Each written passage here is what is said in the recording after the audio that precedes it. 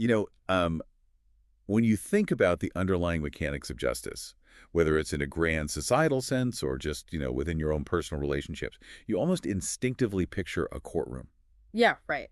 A courtroom or like the classic scales. Exactly. The scales. You picture a judge, but I think most importantly, you picture a ledger, like this massive, detailed book where every single wrongdoing is meticulously tallied up. Right, and an exact measurable payment is demanded to clear the record. Right. Because we are wired to keep score. I Mhm. mean, we keep a mental ledger of who paid for dinner last, or whose turn it is to take out the trash. Or who apologized first after an argument. Yes, we love the math. But here is where we hit a massive psychological wall. What happens if you take that exact same mathematical expectation of justice, that obsession with a ledger, and you try to apply it to something as deeply chaotic and personal as forgiveness? Well, the math instantly breaks down, and that breakdown is where we find one of the most profound psychological tensions in human history. Which is exactly what we're getting into today. Welcome back to another deep dive. Today we are bringing you a fast-paced, highly illustrative, and honestly hard-hitting deconstruction of religious confession based on some incredible source material. And we need to establish right up front that this isn't just a theological discussion. The source is using two contrasting images to give us a deeply liberating look at the actual mechanics of forgiveness. Two very vivid images. We're contrasting the running father from the parable of the prodigal son versus the dark institutional confessional booth. Right. We are looking at two entirely different systems of restoration to understand the underlying archetypes at play behind them. And a quick caveat for you listening right now, even if you do not have a religious background, stick with us. This deep dive will completely reframe how you view authority, how you handle conflicts, and really just the human obsession with keeping score. Yeah, because on one side, we have a system built entirely on grace, and on the other, a system built entirely on a ledger. Okay, let's unpack this by starting with that first image, the parable of the prodigal son in Luke 15. I mean, the broad strokes are pretty famous, right? Yeah, a son asks for his inheritance early, which is basically telling his dad he wishes he was dead. Yikes. Right. And he squanders the money, hits rock bottom, and decides he has to go home. But the source material zeroes in on a very specific detail here. It focuses on the son's rehearsed confession and the father's visceral reaction to it. Yeah, the text actually shows the son practicing his apology on that long walk home. He is literally drafting the script in his head. Like bullet points. Exactly. The source points out he has it meticulously prepared. He's like, I have sinned against heaven and against you. I am no longer worthy. Make me like one of your hired servants. Which is such a transaction. It is. He is offering to become a laborer to pay off his massive debt. He's coming back with a deeply ingrained ledger mentality. Right, hoping to negotiate a plea deal so he doesn't starve. Imagine spending weeks drafting the perfect apology email to your boss or your partner. You know, sweating over every word. Typing it, deleting it. Exactly, analyzing the tone. And before you even hit send, they just throw a party for you. That's what's happening here. Yeah, what's fascinating here is that the father completely ignores the son's rehearsed confession. The source highlights that the father offers immediate textless restoration. Textless. That is such a great word for this. Right. The son has his text, his little bullet-pointed script, but the father doesn't even let him finish it. He just runs out to him. Exactly. He doesn't demand to hear the apology or ask for an itemized list of what the son spent the money on. He just embraces him. It completely short-circuits the son's plan. Like, being a hired servant means there is a contract, right? I work this many hours, I get this much food, it's measurable. But the father completely bypasses the math. And the source argues that bypassing the math is the only way to achieve actual restoration. Wow.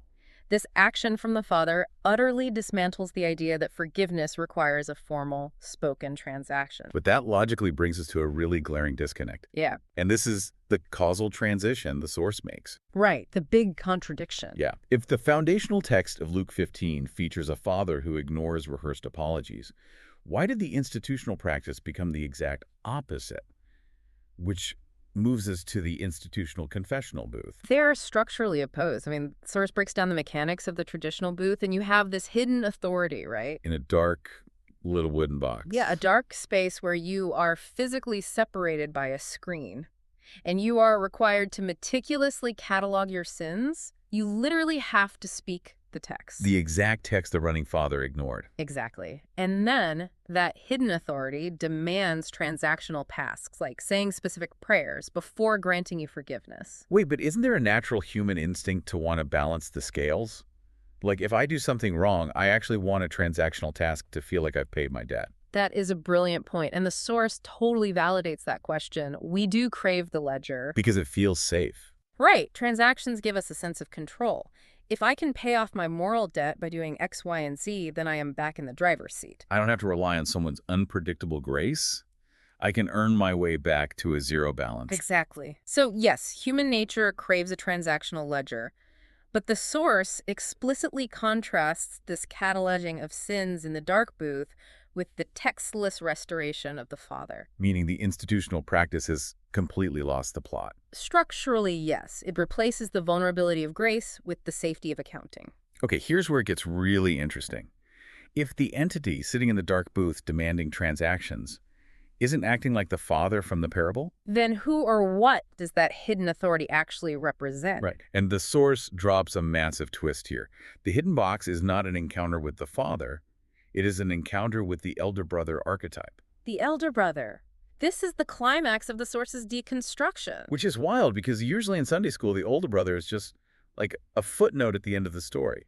Right, but the source defines him as an archetype who stays separate, alone, and trapped in his own selfish ledger of performance. Because when he hears the music from the party, he refuses to go in. He is furious. He's furious because his father just bypassed the math. His entire identity is built on his score. Right. He says to his dad, I have slaved for you all these years. I kept my ledger perfectly balanced, and you never threw me a party. You can just feel the resentment. He is enraged by grace because unearned grace completely invalidates his hard work. If the younger brother can just walk in and get textless restoration, what was the point of all his perfect rule following? Exactly. And that resentment is the defining tragedy of the elder brother archetype. He views his father not as a parent, but as an employer. I slaved for you, you owe me.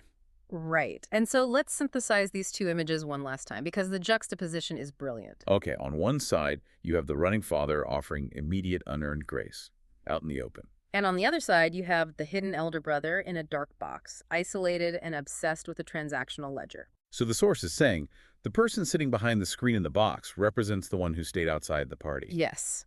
Holding a clipboard, making sure everyone pays their dues before they're allowed inside. It reframes institutional confession from an act of divine grace into an exercise in maintaining a performance-based hierarchy. That is staggering. You think you're encountering the running father, but the system forces you into an encounter with the elder brother. Because the elder brother archetype demands the contract. He can't tolerate vulnerability, so he needs the ledger to know exactly where he stands. So what does this all mean? We've revealed this stark contrast between textless, immediate restoration and a separate, ledger-obsessed authority. But how does this apply to you, the listener, in the real world? Recognizing this elder brother archetype can be profoundly liberating. It helps you identify when systems of authority are actually just trapping people in selfish ledgers of performance. Oh, like a toxic workplace culture. Exactly. Have you ever been put on a performance improvement plan where you have to meticulously document every minor failure? That is the elder brother archetype in middle management. Or cancel culture online. Yeah. Society acts as a hidden authority, keeping a permanent digital ledger of every mistake, demanding perfectly rehearsed public apologies. Right. Or even in a marriage that is obsessed with keeping score, it's all the same archetype. Which leads us with something pretty massive to chew on as we wrap up today. If we've built so many of our institutions, not just religious, but corporate and social, around the elder brother's transactional ledger, Yeah. what would it actually look like to run our modern world using the mechanics of the running father?